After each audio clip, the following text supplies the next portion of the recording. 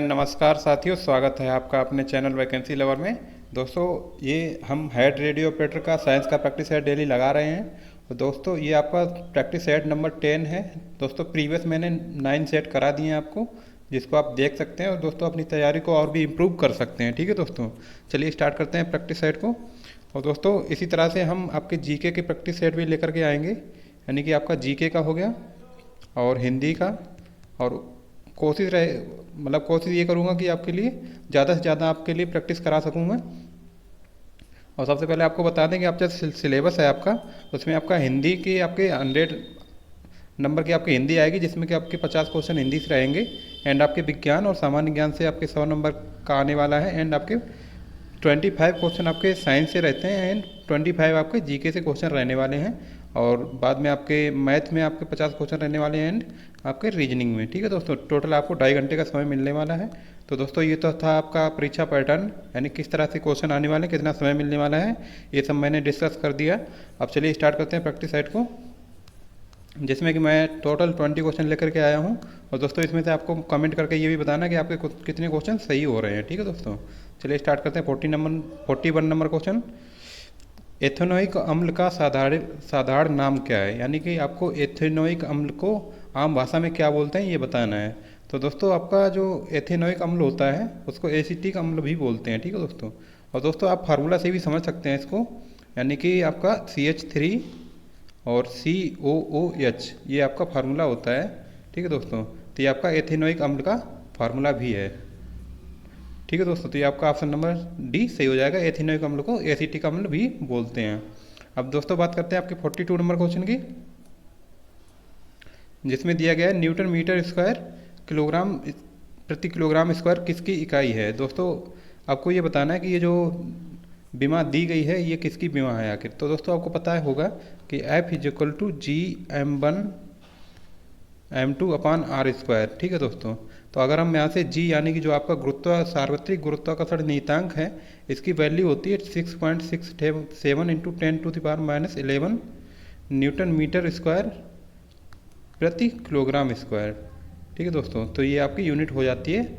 Newton metre square प्रति kilogram square आपकी किसकी यूनिट होगी? दोस्तों, आपकी होगी जो आपका सार्वत्रिक गुरुत्वाकर्षण नियतांक होता है उसकी यूनिट, सॉरी, इसकी विमा हो जाती है। ठीक है दोस्तों, अब बात करते हैं आपकी, जब आप एक रबड़ बैंड खींचते हैं तो हस्तांतरित ऊर्जा के रूप में संग्रहित होती है। दोस्तों, जब भी इस तरह की ऊर्जा की बात करी जाए तो दोस्तों आपकी जो रबड़ बैंड होती है उसमें, यानी कि किसी भी, जब भी हम स्थितिज ऊर्जा की बात करेंगे तो दोस्तों वस्तु की जो भी बनावट होगी या उसकी स्थिति के कारण जो ऊर्जा होती है उसको स्थितिज ऊर्जा बोलते हैं। ठीक है दोस्तों, तो रबड़ में आपकी स्थितिज ऊर्जा स्टोर हो जाती है, जिसको बाद में यूज ले लिया जाता है। अब बात करते हैं 44 नंबर क्वेश्चन की, कि खालिस्तान के कणों की गति ऊर्जा अधिकतम होती है। यानी कि आपको ये बताना है कि किस स्टेज के कणों के बीच अधिकतम गति ऊर्जा होती है। दोस्तों, आपकी जो गैस स्टेट जो होती है इसमें कण आपके दूर दूर होते हैं, इस वजह से इसमें आपके कणों की गति ऊर्जा अधिकतम होती है। ठीक है दोस्तों, आपका ऑप्शन नंबर डी सही हो जाएगा। अब बात करते हैं आपकी 45 नंबर क्वेश्चन की, किसी दोलक द्वारा एक आयाम पूरा करने में लिया गया समय क्या कहलाता है? यानी कि आपका ये मान लीजिए कोई पेंडुलम है और ये यहाँ से यहाँ तक एक सरल आवर्त गति कर रहा है। तो दोस्तों, ये यहाँ से जाएगा यहाँ पर एंड वापस यहीं पर, ये आपका कोई सरल लोलक है, मान लीजिए ये कोई सरल लोलक है और इसने गति जो थी यहाँ से स्टार्ट करी, तो दोस्तों यहाँ से यहाँ तक गया एंड यहाँ पर वापस आया। तो दोस्तों, एक साइकिल पूरा करने में जितना इसको समय लगेगा ना, उसको आवर्तकाल बोलते हैं। ठीक है दोस्तों, तो ये आपका ऑप्शन नंबर बी सही हो जाता है, आवर्तकाल। अब बात करते हैं 46 नंबर क्वेश्चन की, पृथ्वी की सतह से कुछ ही ऊपर वृत्ताकार कक्ष में घूमने वाले कृत्रिम उपग्रह का कक्षीय वेग b है, तथा वह उपग्रह जो पृथ्वी तल से पृथ्वी की त्रिज्या से आधी दूरी पर व्यक्ति कक्ष में घूमेगा उसका कक्षीय वेग क्या होगा? दोस्तों, इसमें आपको कक्षीय वेग बताना है। तो सबसे पहले हम बता दें कि आपको जो पृथ्वी पर कक्षीय वेग जो होता है, यानी कि ऑर्बिटल वेलोसिटी =√G/r_e, जहाँ पर आपका G आपका गुरुत्वीय त्वरण है एंड RE आपकी पृथ्वी की त्रिज्या है। ठीक है दोस्तों, इसको ऑर्बिटल वेलोसिटी BO बोलते हैं। अब हम बात करें कि आपका जो दोस्तों अब इसमें एक फार्मूला और होता है जो कि मैंने सेट में कराया है आपको। तो दोस्तों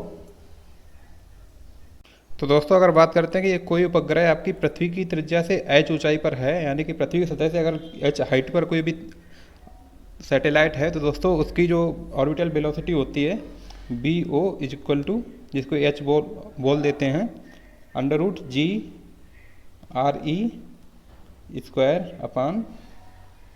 r e+h, यानी कि यहाँ पर आपकी हाइट भी जुड़ जाती है। ठीक है दोस्तों, तो यहाँ से अगर हम इस फार्मूले को और इसको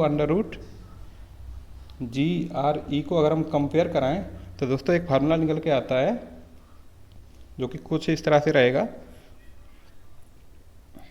B O height is upon B O यानी कि ऑर्बिटल इज इक्वल टू √2/3। ठीक है दोस्तों, तो यानी कि जो आपका निकल के आता है वो √2/3 गुना हो जाता है। तो दोस्तों ये आपका ऑप्शन नंबर, इसमें ए आपका सही हो जाता है, √2/3 गुना, जो कि आपकी प्रीवियस वेलोसिटी होगी उसका √2/3 गुना हो जाता है। ठीक है दोस्तों, तो इस तरह से ये फॉर्मेशन होता है फार्मूला का। अब बात करते हैं 47 नंबर क्वेश्चन की। पृथ्वी के एक उपग्रह में एक अंतरिक्ष यात्री एक तुला पर खड़ा है, तुला द्वारा दर्शाया गया उसका भार क्या होगा। दोस्तों पृथ्वी के एक उपग्रह में एक अंतरिक्ष यात्री एक तुला पर खड़ा है, तुला द्वारा दर्शाया गया उसका भार क्या होगा। दोस्तों इसमें आपको बताना है, क्योंकि दोस्तों मान लीजिए कोई भी एक आदमी है जो कि कुछ इस टाइप का होगा। ठीक है दोस्तों, यहाँ पर भार क्या होता है, यानी कि W is equal to M into G. M बोलते हैं इसको द्रव्यमान, जो भी इसका वजन होगा, मतलब जो भी इसका द्रव्यमान का वजन होगा, अगर हम गुरुत्वीय त्वरण का गुणा करेंगे तभी हम भार निकाल सकते हैं, अन्यथा नहीं निकाल सकते हैं। ठीक है दोस्तों, तो पृथ्वी के उपग्रह में आपका जी तो काम करेगा नहीं वहाँ पर, तो जी अगर शून्य हो जाएगा, यानी गुरुत्वीय त्वरण अगर शून्य होगा तो आपका वेट भी शून्य हो जाता है। तो ऑप्शन नंबर डी सही हो जाता है यहाँ पर, 47 नंबर का ऑप्शन नंबर डी। ठीक है दोस्तों, क्योंकि यहाँ पर अगर जीरो शून्य हो जाएगा तो दोस्तों ऑब्वियसली बात है कि आपका वेट भी शून्य हो जाता है वहाँ पर। अब बात करते हैं 48 नंबर क्वेश्चन की। तो दोस्तों 48 नंबर क्वेश्चन में दिया गया है, यदि दो सदिश राशियों के योग और अंतर का परिमाण एक ही है तो उनके बीच का कोण आपको ज्ञात करना है। दोस्तों मान लेते हैं कि आपके कोई भी दो वेक्टर सदिश हैं, यानी कि A vector plus B vector is equal to A vector minus B vector, जो कि आपके क्वेश्चन में दिया गया है, यानी कि इनका योग और अंतर का परिमाण एक ही है। तो दोस्तों हम इसको अगर सॉल्व करने के लिए हम क्या करेंगे, सबसे पहले तो इसका कोण निकालने के लिए हमें चाहिए 2ab का मान चाहिए। तो दोस्तों वो कैसे मिलेगा, अगर हम इसका स्क्वायर कर दें तो ए वेक्टर का स्क्वायर प्लस बी वेक्टर का square plus 2a vector B vector. ठीक है दोस्तों, अब हम इसको आगे सॉल्व करते हैं। तो दोस्तों ये आपका आएगा A vector plus B vector का square minus 2a vector B vector. ठीक है दोस्तों, तो यहाँ से ये आपका A vector B vector minus हो जाएगा यहाँ से, तो अगर हम इसको इधर लाएंगे तो दोस्तों ये प्लस का हो जाएगा, यानी कि 4a vector B vector is equal to 0।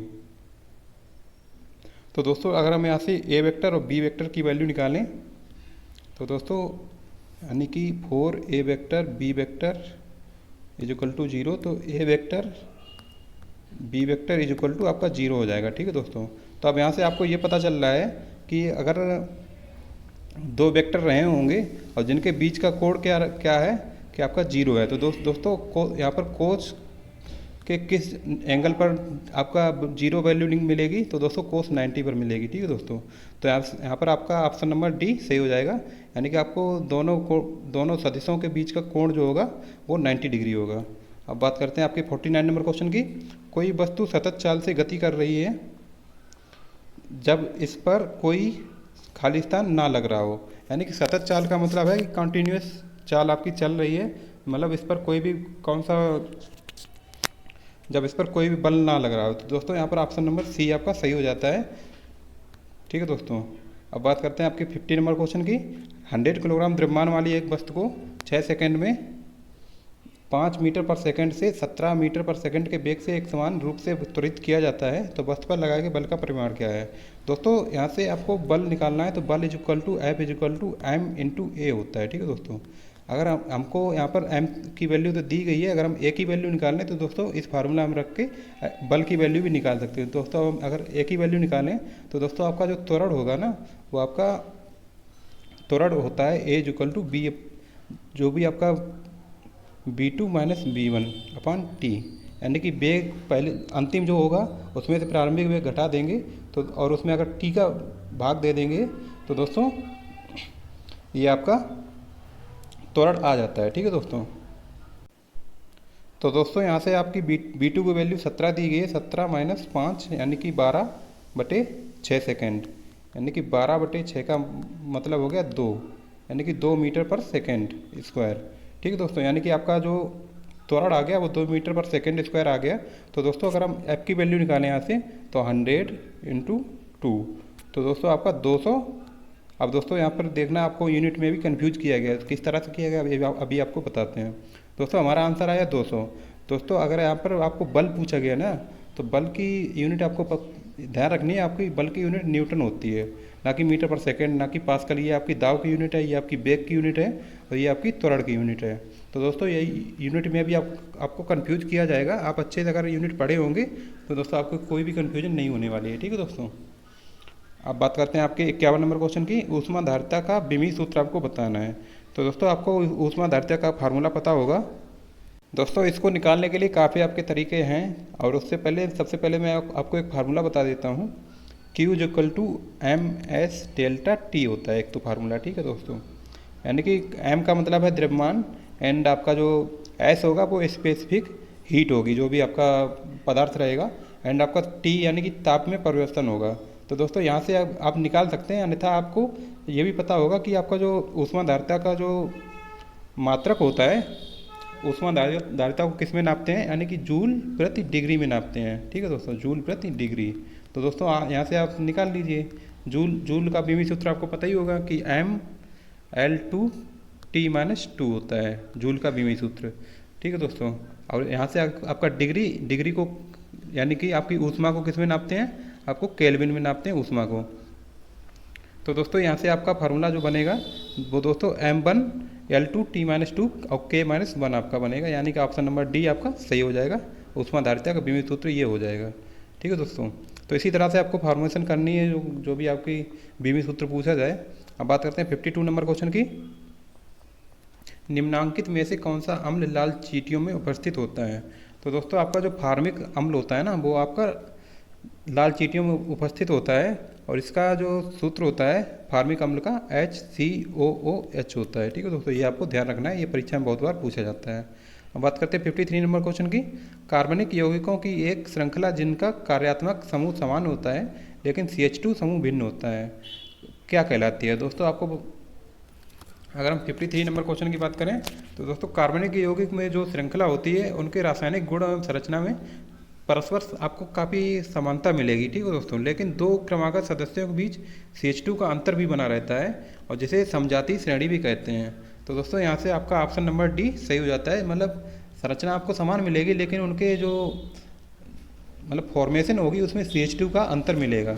तो दोस्तों इस तरह के अवयवों को, मतलब इस तरह के जो भी कंपोनेंट होते हैं उनको समजातीय श्रेणी के कंपोनेंट बोलते हैं। ठीक है दोस्तों, ऑप्शन नंबर 53 आपका सही हो जाएगा। अब बात करते हैं 54 नंबर क्वेश्चन की। गैल्वनीकरण एक प्रक्रिया है जिसमें लोहे की वस्तुओं पर खालिस्तान से बचाने के लिए जिंक की परत चढ़ाई जाती है। तो दोस्तों आपको गैल्वनाइजेशन के बारे में आपको जानना है कि ये किस तरह की प्रक्रिया है। तो दोस्तों इसमें जो आपका लोहा होता है, तो लोहे को आपको जंग लगने से बचाने के लिए जिंक की परत चढ़ा दी जाती है, जिसको हम गैल्वनाइजेशन बोलते हैं। ठीक है दोस्तों, तो ये आपका ऑप्शन नंबर बी सही हो जाएगा। अब बात करते हैं आपके 55 नंबर क्वेश्चन की। एक अधिक शक्तिशाली इंजन कम समय में अधिक कार्य कर सकता है, जैसे एक हवाई जहाज कार की तुलना में कम समय में अधिक दूरी तय कर सकता है। अतः हवाई जहाज कार से अधिक शक्तिशाली है, यह निम्न में से किसका उदाहरण है। तो दोस्तों ये आप कथन दोबारा पढ़ लीजिए, शायद एक बार में आपको समझ में ना आया हो। एक अधिक शक्तिशाली इंजन कम समय में अधिक कार्य कर सकता है, जैसे एक हवाई जहाज कार की तुलना में कम समय में अधिक दूरी तय कर सकता है। तो दोस्तों यहाँ से अधिक शक्ति का मतलब यही है कि कम समय में आप ज़्यादा कार्य करें तो आपकी शक्ति ज़्यादा होगी। ठीक है दोस्तों, तो हवाई जहाज कार से अधिक शक्तिशाली है, यह निम्न में से किसका उदाहरण है। तो ये दोस्तों आपको बताना है यानी कि आपका, तो दोस्तों ये आपका पावर का उदाहरण है। ठीक है दोस्तों, पावर का मतलब क्या होता है कि आप कम समय में जितना अधिक कार्य करेंगे आपकी पावर उतनी ही ज़्यादा होगी। तो दोस्तों अगर आप कम समय में ज़्यादा कार्य कर रहे हैं, इसका मतलब आपकी पावर ज़्यादा है, तो आपका ऑप्शन नंबर बी सही हो जाता है। अब बात करते हैं 56 नंबर क्वेश्चन की। यदि किया गया कार्य शून्य है तो बल और विस्थापन के बीच का कोण क्या है। दोस्तों आपको फार्मूला पता होगा कि आपका, मैंने काफ़ी बार ये फार्मूला आपको बता रखा है, W = F × D cos theta. तो दोस्तों अगर किया गया कार्य शून्य है तो इसका मतलब है कि यहाँ पर cos थीटा की वैल्यू अगर हम जीरो रख दें तो दोस्तों हमारा कार्य भी जीरो आ जाएगा। ठीक है दोस्तों, cos थीटा की किस एंगल पर वैल्यू जीरो होती है, तो दोस्तों आपके 90 डिग्री पर वैल्यू जीरो होती है। ठीक है दोस्तों, तो ऑप्शन नंबर आपका बी सही हो जाता है। यहाँ पर 56 का ऑप्शन नंबर बी सही हो जाएगा। ठीक है दोस्तों, अब बात करते हैं आपके 57 नंबर क्वेश्चन की। प्रतिरोधकता की एसआई इकाई क्या है। दोस्तों आपको प्रतिरोधकता की एसआई इकाई बतानी है, तो सबसे पहले हम आपको एक फार्मूला बता देते हैं। R = रो, यानी कि सॉरी अभी दोस्तों, R = आपका जो रो होता है, रो L/A। तो दोस्तों यहाँ पर क्या है कि ये जो रो दिया गया है यहाँ पर, इसी की आपको एसआई इकाई बतानी है। तो दोस्तों आपका ऑप्शन नंबर ए सही हो जाता है, ओम मीटर। ठीक है दोस्तों, क्योंकि दोस्तों यहाँ पर आपका मीटर होगा और यहाँ पर मीटर स्क्वायर होगा, क्योंकि ये आपका एरिया है। तो दोस्तों 1 मीटर से 1 मीटर आपका स्क्वायर कैंसिल हो जाता है और ये इधर शिफ्ट हो जाएगा, तो आपका ओम मीटर हो जाता है। अब बात करते हैं आपके 58 नंबर क्वेश्चन की।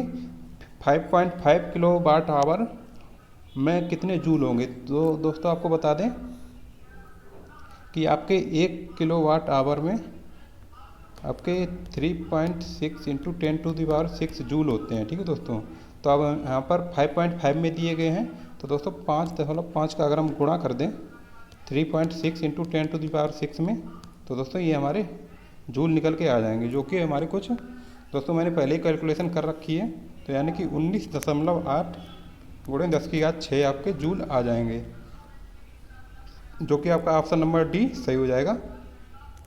अब बात करते हैं 59 नंबर क्वेश्चन की। बल की परिभाषा को किसके आधार पर व्याख्यायित किया जा सकता है, यानी कि बल की परिभाषा न्यूटन का कौन सा नियम देगा। तो दोस्तों मैंने बहुत बार आपको न्यूटन के नियम पढ़ा रखे हैं, यानी कि आपका जो पहला नियम है वो आपके जड़त्व के बारे में बताता है, और आपका जो दूसरा नियम है वो आपके संवेग के बारे में बताएगा, और दोस्तों यहाँ पर आपके बल को भी ये परिभाषित करता है, और तीसरा जो है आपका क्रिया प्रतिक्रिया का नियम है। ठीक है दोस्तों, तो ये आपका ऑप्शन, यानी कि न्यूटन का दूसरा नियम जो है वो आपके बल के बारे में बताता है। तो दोस्तों यहाँ से आपका ऑप्शन नंबर ए सही हो जाएगा।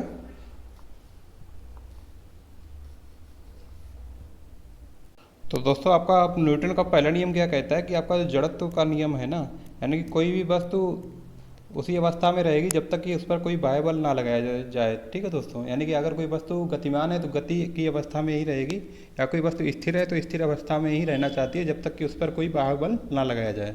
तो दोस्तों ये भी आपका नियम आपके बल को ही परिभाषित करता है, तो ये आपका ऑप्शन नंबर बी सही हो जाएगा।